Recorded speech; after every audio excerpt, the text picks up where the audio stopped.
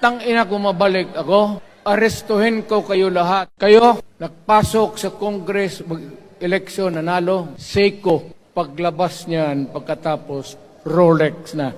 Pumunta ng Malacanang, nakatamaraw, paglabas niyan, ng Mercedes-Benz. Busog kayo lahat. Tingnan ninyo yung mga bahay noon ng mga congressman at tingnan ninyo ngayon kung ano kayaman sila. Lalo na yung mga bahay nila sa Maynila.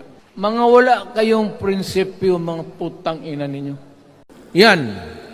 Yan ang panlaban ko sa mga putang ina ninyo.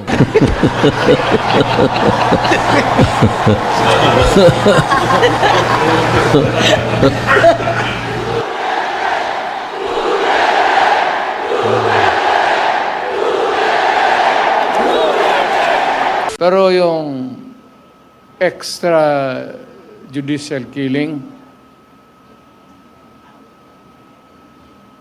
wala man tayong extra. Killing lang. Ayun, sino nag-invento niyang putang ina? Bakit maging extra yan? Ano yan? Kota? Maligayang kaarawan ko, Nay. Maraming salamat mo sa magmamahal at serbisyo mo sa bayan. Naway patuloy kayong kapalain ng lakas, kalusugan at mahabang buhay. Mabuhay po kayo, Nay. Mahal namin kayo.